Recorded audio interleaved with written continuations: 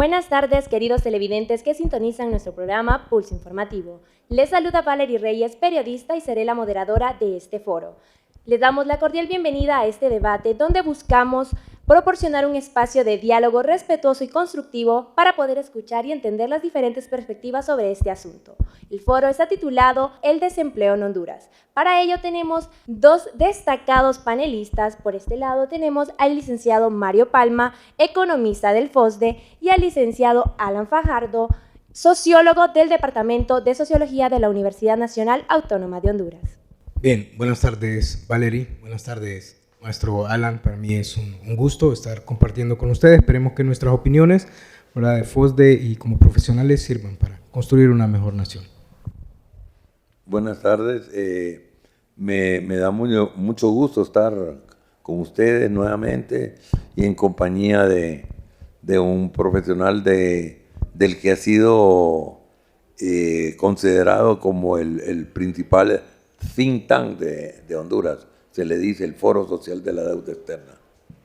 Les damos una cordial bienvenida. Para dar inicio a este foro, nos gustaría abordar primero lo que es la descripción del tema o del problema que vamos a abordar. Licenciado Mario Palma, ¿cómo describiría usted la situación actual del desempleo en Honduras desde un punto de vista económico?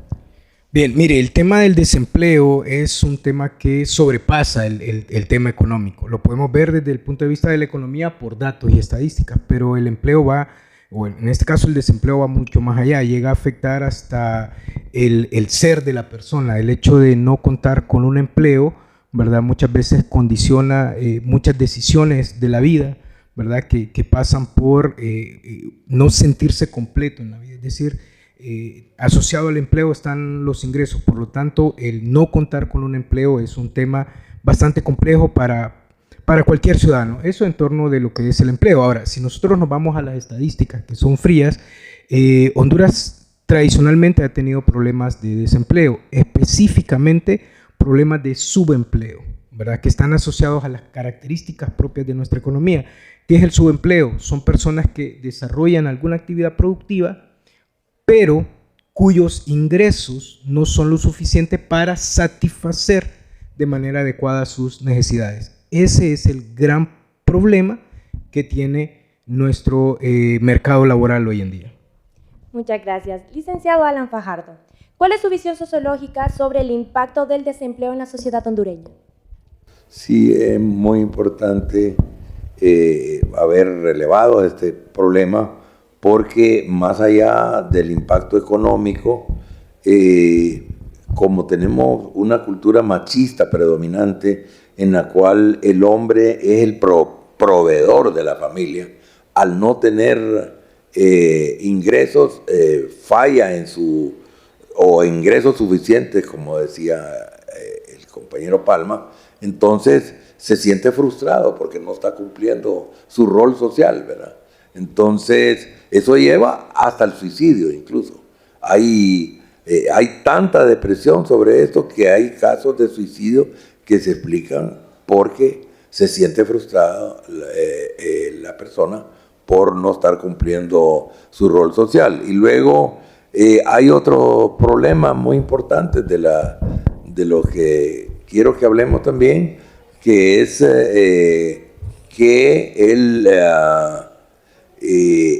lo que yo llamo el círculo vicioso del primer empleo juvenil, ¿verdad?, que no le dan empleo porque no tiene experiencia, y no tiene experiencia porque no le dan empleo. Entonces, podemos abordar esto también dentro de este panel. Mario, ¿cuáles son los principales factores económicos que han contribuido al desempleo en el país? Bien, básicamente esto está referido a cómo ha funcionado el sistema económico en el país. Le voy a dar algunos datos puntuales. ¿Cuáles son, por ejemplo, los sectores que más se mueven hoy en día en la economía hondureña? Si nos vamos a los últimos años, los sectores que más se mueven en la economía son sectores que no necesariamente son altamente demandantes de mano de obra. Sí son importantes para la economía, como el sector financiero, el sector telecomunicaciones, ¿verdad?, que son importantes, pero no son altamente demandantes de tecnología. Y los sectores que, perdón, no son demandantes de mano de obra. Y los sectores que son demandantes de mano de obra presentan unos rasgos de crecimiento que son muy bajos en el mejor de los casos y en otras líneas de producción van en disminución. Este es el caso de, por ejemplo, el sector agrícola, la industria de la maquila, por ejemplo, ¿verdad? Que en los últimos informes de actividad económica del Banco Central tienen una tendencia a disminuir. Obviamente todo esto se agrava por lo que pasó, estamos en una economía post-pandemia que cambió muchas de las relaciones que habían en economía, ¿verdad? Yendo hacia una dependencia más hacia la tecnología. Entonces, yo me atrevería a decir que el problema de empleo en Honduras tiene muchas características de coyunturales, pero básicamente es estructural. Licenciado Alan, ¿cómo influyen los factores sociales y educativos en el desempleo en la sociedad hondureña? Sí, hay un consenso en los estudios de que el nivel de empleo y sobre todo de ingresos está correlacionado con el grado de escolaridad y tenemos déficit en la pirámide educacional hondureña con poca formación, ¿verdad? de muchos jóvenes y que no están accediendo a niveles más altos de formación escolarizada y no hay suficiente trabajo de formación profesional que podría llenar estos resultados. La universidad recién se está fortaleciendo en la área de las carreras cortas que pueden ayudar a paliar el problema y hay una cultura familiar de que trabajen los miembros de la familia porque hay problemas de pobreza, ¿verdad?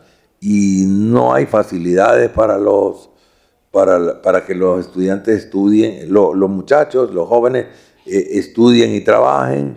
Con frecuencia los horarios de las empresas y la disciplina laboral obligan a que no trabajen los jóvenes. Y porque temen que dejen de trabajar con la empresa, entonces no facilitan que tengan empleo. Además que la tendencia tecnológica es al ahorro de mano de obra. Cada vez más se va haciendo un nivel de tecnología que va reduciendo la necesidad del empleo y hay tendencia a empresas, por ejemplo, las comidas rápidas que se establecieron en Honduras y obtuvieron exoneraciones de impuestos con el argumento de que iban a generar empleo, pero constantemente están ensayando métodos para ahorrar empleo. Por ejemplo, usted va ahora, se sienta a una mesa en un restaurante de comida rápida y en el centro de la mesa hay un código QR y lo instan a usted de que capture con su celular el código QR y desde ahí pueda ver el menú, desde ahí pida y entonces eso evita que haya empleo. Y también usted haga un estudio de tiempos y movimientos de los trabajadores de estos restaurantes de comida rápida y va a ver usted que aprovechan hasta el último minuto de los jóvenes trabajadores ahí, de tal manera que ahorran personal de limpieza. La limpieza no la hacen los trabajadores de limpieza. Es decir, por todos lados hay una tendencia al ahorro del trabajo. La inteligencia artificial es otra amenaza que se está cerniendo también. Licenciado Mario, ¿qué sectores económicos, ya que usted nos mencionaba sobre la pandemia, consideran que han sido los más afectados debido a ello en el desempleo?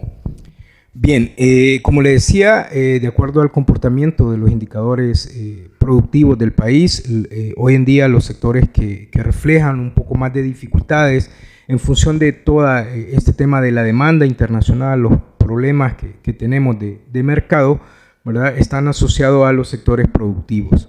De hecho, la economía hondureña, como le decía hace un momento, crece en sectores de servicios, ¿verdad? Crece en sectores de comercio, hoteles, crece en construcción. El dato del Banco Central es que el sector construcción tiene un dinamismo, eso lo podemos ver, pero cuando entramos nosotros a ver el detalle de esto, nos damos cuenta que todo lo que crece en construcción es en zonas específicas, como el Valle de Comayagua, por el tema del aeropuerto, la zona de todo el corredor hacia el norte, ¿verdad?, hacia el Valle de Sula, y lo que se construyen son viviendas, que está bien construir viviendas, hay un déficit habitacional y eso es bueno.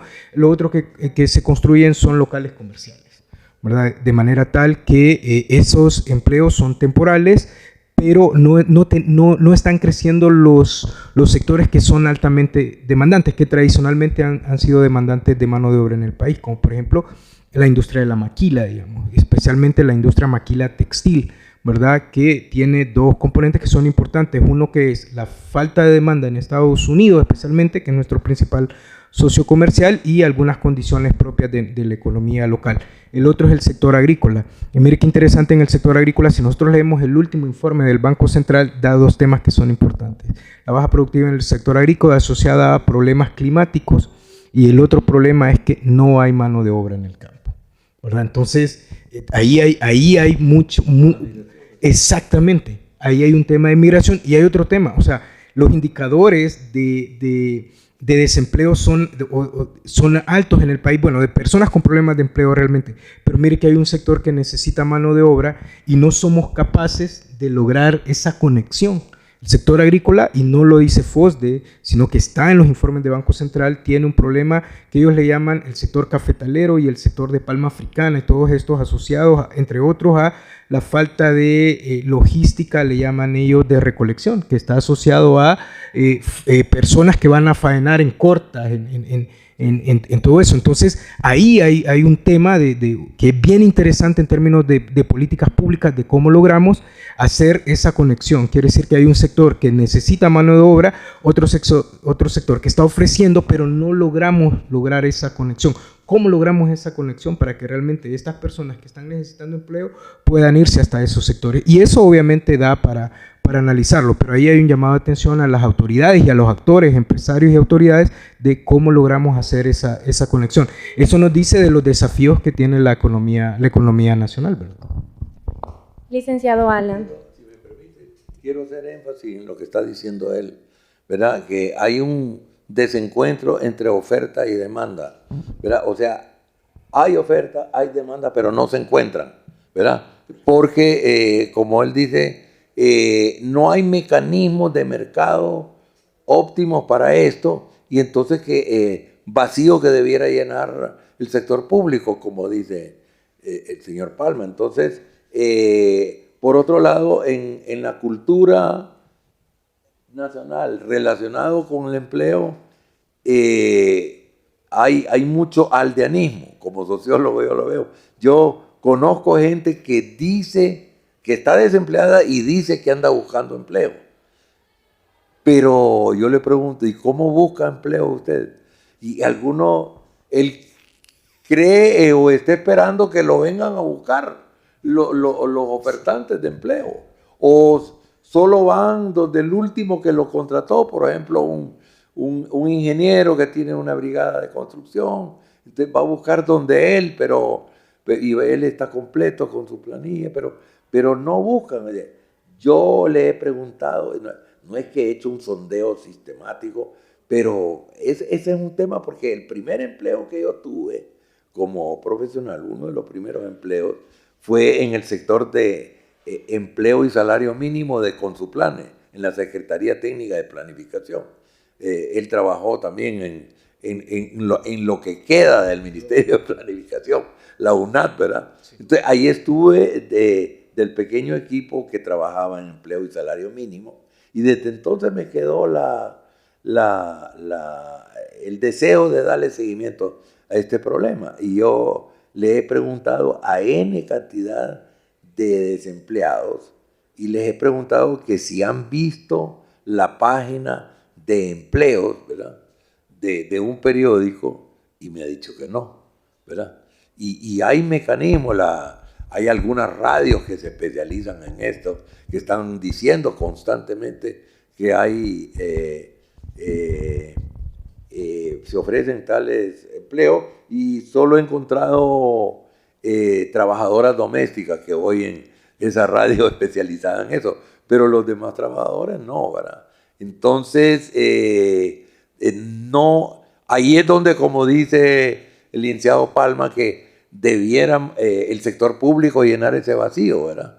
Y yo pienso que todos los medios de comunicación debieran de tener espacios como una bolsa de empleo, y eso le daría mayor rating, ¿verdad? Y no lo hacen, solo una radio prácticamente, y una radio privada, y de ahí los periódicos impresos son los que tienen permanentemente algo, pero no hay propiamente bolsas de empleo. En otros países hay en cada ciudad un lugar donde todos los desempleados que quieren ir se van a esa plaza, y todos los que buscan trabajadores van a buscar ahí. En Costa Rica, por ejemplo, hay un parque que es una bolsa de empleo que funciona bien céntrico. En Honduras no tenemos eso, como que si fuera un país que no tiene problemas de empleo.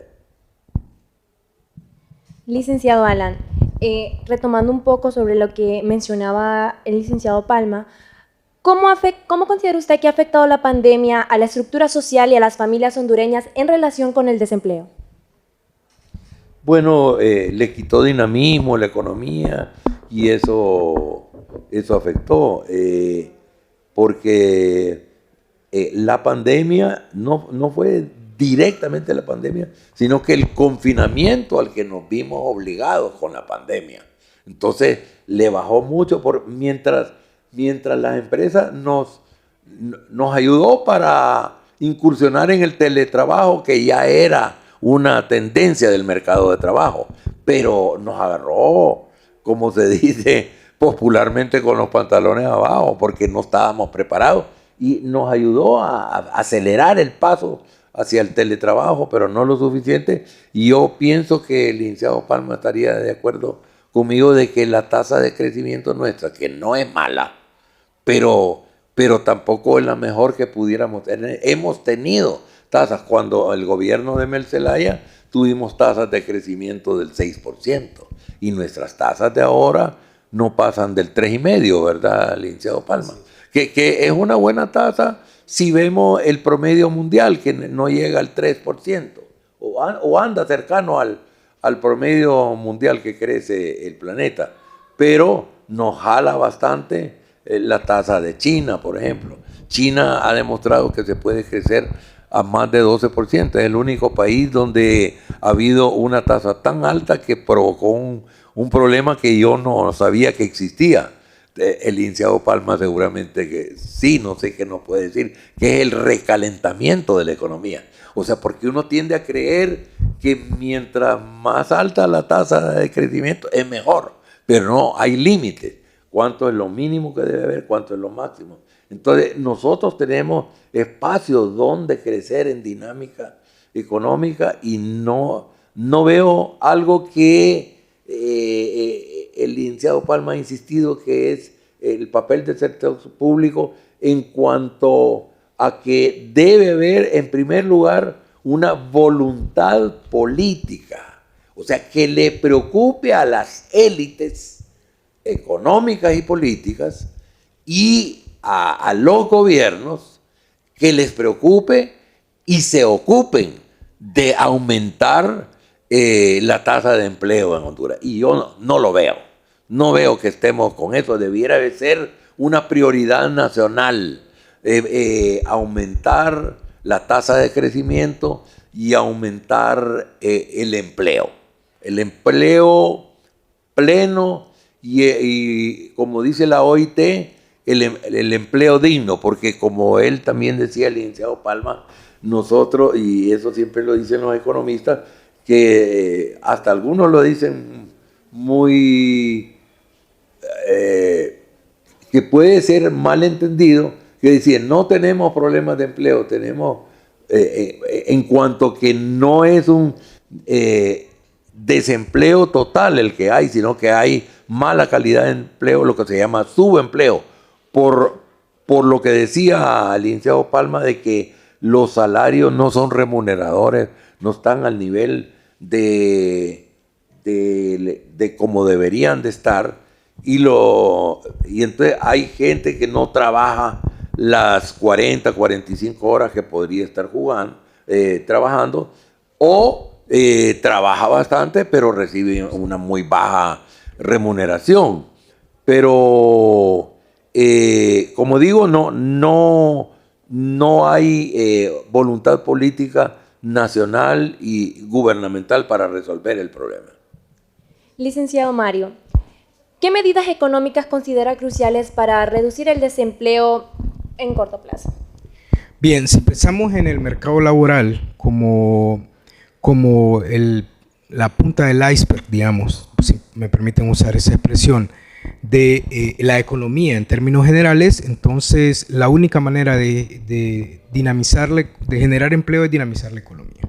Y para dinamizar la economía tengo que generar inversión. Y la inversión tiene dos fuentes, la inversión pública y la inversión privada. Para la inversión pública, el presupuesto, y ser eficiente y ser estratégico en qué tipo de inversión pública es la que necesitamos, especialmente que sea productiva, que nos vuelva competitivos. Eso es importante. Y luego la inversión privada. Y la inversión privada, ya sea externa, internacional o nacional, requiere las mismas condiciones, unas condiciones de inversión, un clima de inversión que sea adecuado. Estamos hablando entonces de seguridad ciudadana, estamos hablando de seguridad jurídica, estamos hablando de estabilidad política, estamos hablando de una lucha real contra la corrupción, ¿verdad? Estamos hablando de, por ejemplo, en el caso de Honduras, un desafío es el sector energético, cómo contar con un sistema energético que sea estable, confiable, que sea costo efectivo, una buena provisión de servicios públicos. Y aquí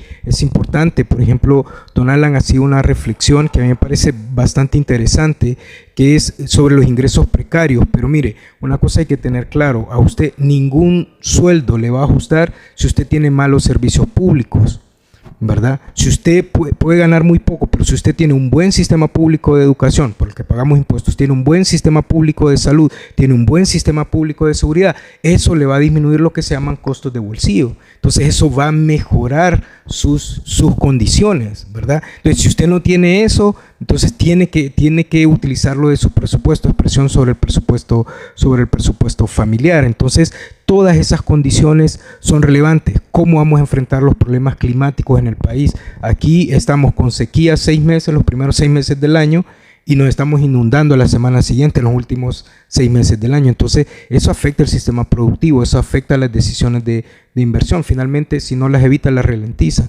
Entonces, hay que enfrentar de manera contundente, y especialmente, no sé si contundente sea la palabra, hay que ser muy estratégicos. ¿A qué le vamos a apostar? ¿Qué queremos de Honduras en los próximos 20, 30 años? Para aprovechar un tema que decía don Alan también, y voy a usar un poco la palabra, porque ese círculo vicioso de que es joven y no le dan empleo. El problema es que ya después, cuando salen las ofertas después de 35, tampoco le dan. Exacto. Entonces su mujer es peor. Exactamente, entonces su época productiva es muy baja, es muy corta, digamos. Entonces ahí hay que tomar decisiones, y comparto plenamente con lo que dice el maestro Alan. El rol del que toma decisiones es importante, pero tiene que preocuparles. Si no les preocupa, si no es de su incumbencia, difícilmente lo van a solucionar.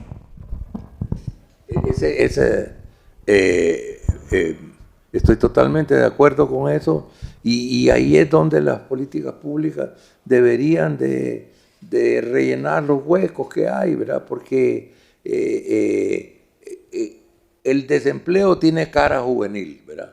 Es decir, y es una ventana de oportunidad muy pequeña. Él mencionaba 35 años para los hombres, porque ahí viene el sociólogo viendo que 35 años los hombres, pero las mujeres las desechan antes de cumplir los 30 años.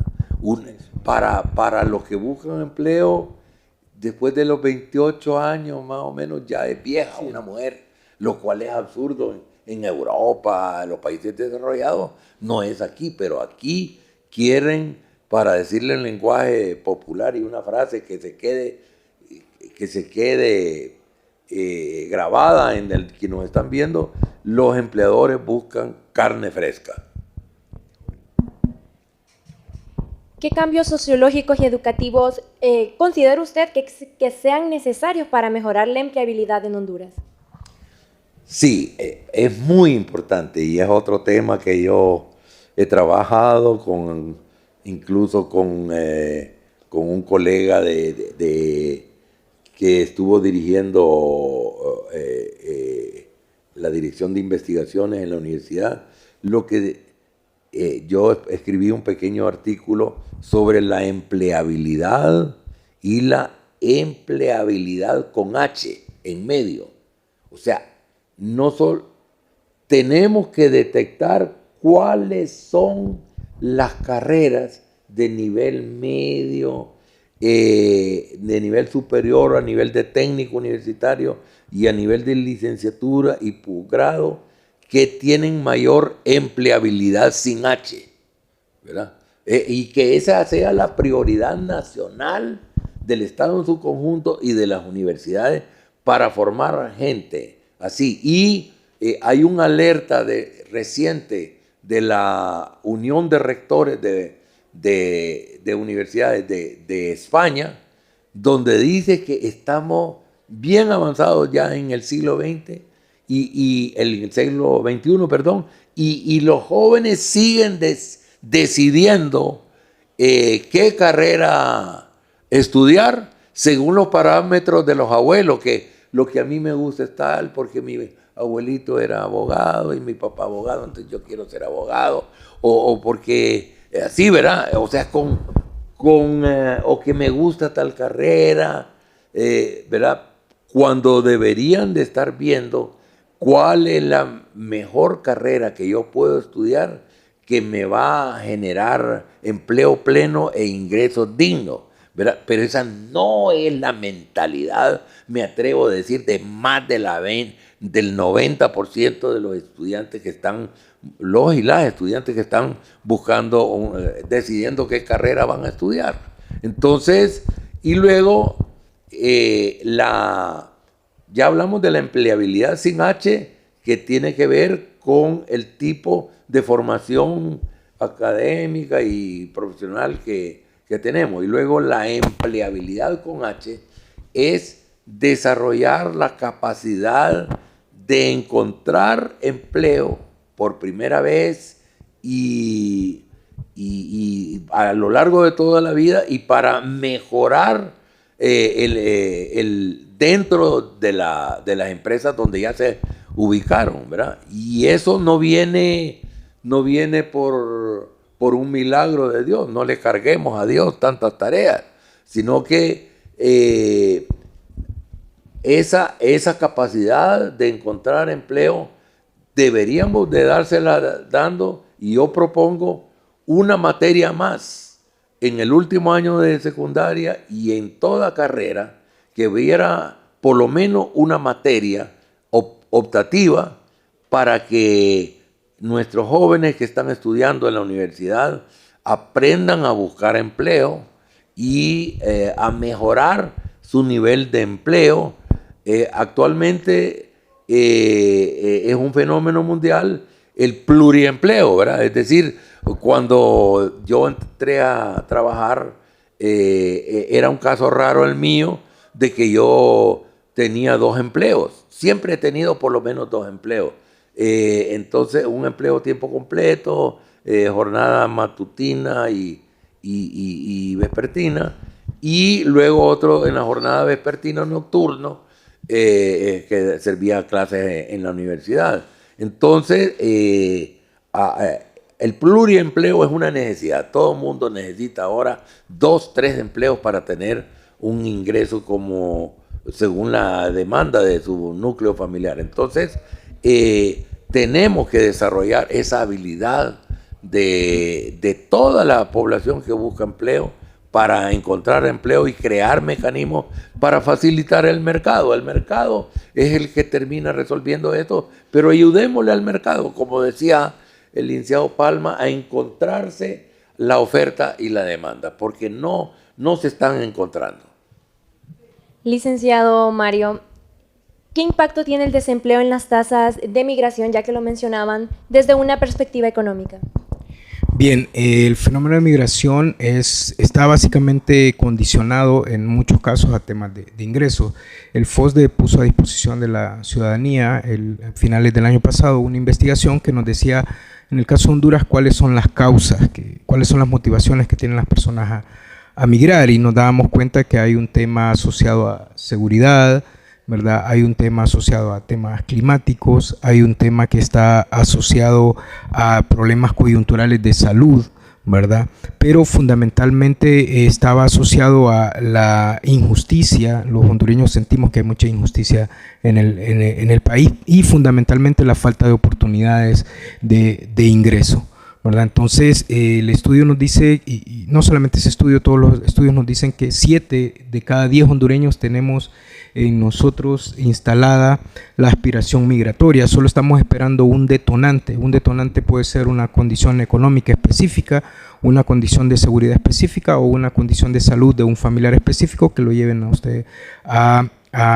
migrar. Por lo tanto, entonces, y lo podemos ver, que lo hablábamos cuando estábamos llegando aquí al programa, que hablamos de los pueblos, cómo toda la gente se ha ido, cómo todos los jóvenes están prácticamente migrando. Yo digo, de Honduras no se migra, de Honduras desgraciadamente se huye, la gente se va huyendo, esa es nuestra realidad. Los sociólogos le llamamos expulsión de mano de obra. Exactamente. No es que la gente migra como... No se van porque quieren. Se va porque el sistema, la sociedad lo está expulsando. Exactamente. Exactamente, entonces ese es un problema bastante serio. De hecho, bueno, el FOSDE le llama a la economía nacional una economía remeso dependiente. No porque el FOSDE se le antojó utilizar ese concepto, no, básicamente basta con ver los indicadores económicos. 25%, ¿verdad?, del PIB y de los dólares lo exactamente. La remesa, ¿verdad? El ingreso de remesa representan el 25% del PIB, es el principal rubro hoy en día de captación de divisas, superior a cualquier actividad de exportación del país. Los datos del INE nos dicen que el 25% también de los hogares hondureños su ingreso depende de una actividad asociada a remesas, y de esos hogares, es decir, 25 de cada 100, y de esos hogares, de esos 25, el 45% del ingreso de esos hogares está asociado a remesas, que van a consumo en un casi 85%, salud, y algo que es importante, los hogares que reciben remesas están invirtiendo mucho en salud. Primero, ¿se acuerda que estamos diciendo cuál es el sector que más movimiento tiene, demandante de mano de obra? El sector construcción. Mucha de esta construcción está asociada a temas de remesas. Es decir, de lo primero que hacen las personas cuando empiezan a mandar remesas es construir. Lo primero que hacen es construir la casa de su mamá. Porque el hondureño tenemos eso, en las remesas hay un alto componente de sentimiento. Entonces construye la casa de su mamá, ¿verdad? Construye su casa y ahí va mejorando. De hecho, el 90%, si no mal recuerdo el número, de las remesas vienen destinadas a la mamá, vienen destinadas a una mujer, tienen un componente femenino, vienen destinadas a la mamá y a la esposa. Pero algo que está pasando con este concepto es que la migración cambió. La migración fue en un momento individual y asociada a niveles de bajos en términos de formación. Hoy en día está migrando gente joven de otros sectores económicos, de otros segmentos económicos, gente más calificada. Y eso obviamente nos sale caro como país. Y están migrando núcleo familiar. Sí, incluso productores. Y están migrando núcleo familiar. Hay que decirlo, la migración es un derecho humano. Exactamente. Va un miembro de la familia y este se hay un hormigueo, hay un hormigueo. Trump dice que va a parar eso, ¿verdad? Exactamente, hay un efecto imán ahí, ¿verdad? De uno y se lleva al otro, se lleva al otro y se lleva al otro. Inclusive se da ese efecto en términos geográficos. Hay aldeas completas de se fue uno y este se llevó al otro, el otro se llevó al primo, se llevó al otro. Entonces, ese fenómeno es interesante. Lo que sí es que tenemos que prestarle atención. ¿Por qué? Porque todos los que se están yendo nos mandan remesas porque tienen alguien aquí que las va a recibir. Hay un arraigo. Pero ¿qué va a pasar cuando esa población se vaya envejeciendo allá? ¿Verdad? Deje de ser productiva allá y por la condición de migrante que está en temas de ilegalidad van a retornar aquí. ¿Qué tan preparados vamos a estar nosotros como sociedad para recibirles? Esa es una pregunta que debe estar en el tapete y debe ser discusión de cualquiera que quiere tomar las riendas del país, debe preocuparse de ese tema específicamente. Licenciado Alan, desde un punto de vista sociológico, ¿cómo considera usted que afecta la migración forzada por el desempleo a las dinámicas familiares y sociales en el país? Sí, esto se ha estudiado y hay varios fenómenos. Uno, que muchos hogares, crecientemente hogares, los niños y las niñas se están quedando, forman parte de una familia desintegrada, ¿verdad? Donde el papá, la mamá a veces están fuera, no están presentes. Niños que se están criando con sus abuelos, sobre todo sus abuelas, ¿verdad? Y luego también hay un porcentaje de la familia que migra el hombre, está enviando remesas, pero un segmento, un sector que no podría decir, no sé si Forbes tiene cifras de que fundan otro hogar allá y abandonan el de Honduras. Ese es otro que no he sabido yo que sea significativo, pero existe. No sé si es significativo o no, pero existe el fenómeno que habría que saber qué tanto está eso. Luego, yo he captado, porque tengo acceso a inversionistas, sobre todo de California, que es uno de los países más demandantes. California sola es como la 8ª economía del mundo, ¿verdad? Del planeta. Solo California, ¿verdad? Y California tiene demanda de trabajadores de la construcción y de trabajadores temporales de la agricultura. Pero al gobierno de Estados Unidos le encantaría que se pudiera satisfacer la demanda estacional de mano de obra, pero le preocupa que no tengamos mecanismos del tema que puso en el tapete el licenciado Palma, que es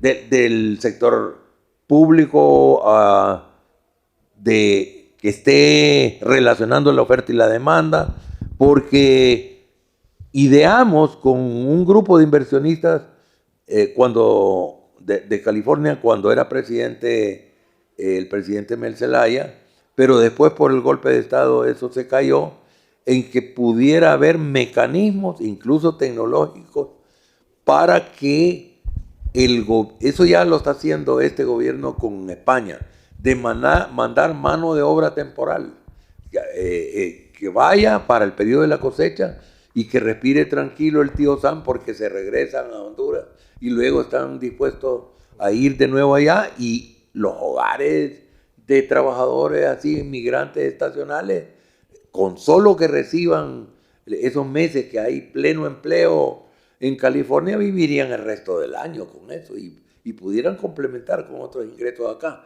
Pero ahí se requiere lo que ha hecho el maestro Palma, énfasis que el sector público juegue un papel, porque espontáneamente no lo van a hacer porque encarece los costos de la contratación de mano de obra, pero ahí sería el Estado hondureño, los gobiernos hondureños que pactando con con los gobiernos de Estados Unidos y los empresarios privados que, como le digo yo en California, puedo ayudar si se interesa una institución del Estado hondureño, a dar contactos para que se trabaje en eso y se cree una bolsa de empleo estacional en el sector agrícola de Estados Unidos. Para ir culminando con lo que es este gran debate, únicamente queríamos hacerle una última pregunta al licenciado Mario.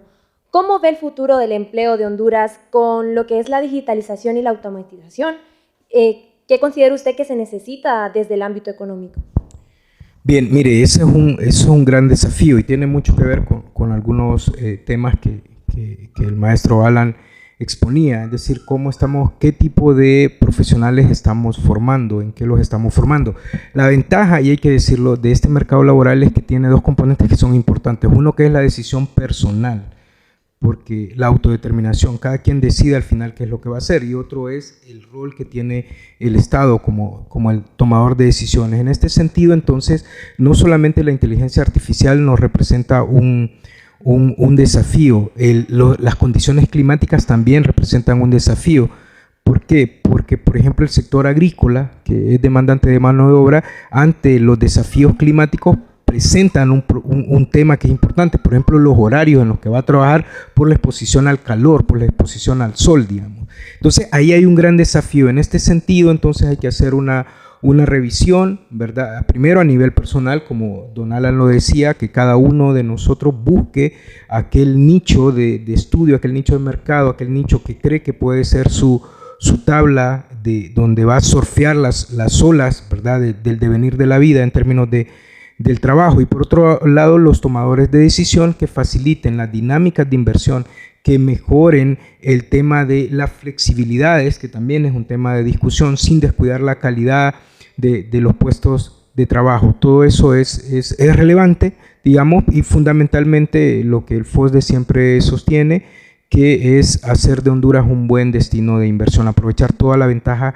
comparativa que tiene Honduras al estar estratégicamente situado cerca del mercado más grande del mundo, porque es el mercado en términos de demanda más grande del mundo, con salidas al Pacífico y al Atlántico, ¿verdad? Que nos ponen en un lugar de privilegio, ¿verdad? Eso lo tenemos que saber explotar, ¿verdad? Y básicamente está en nuestras manos, tomando las decisiones a nivel personal y a nivel de gobierno que hagan de Honduras un buen destino de inversión.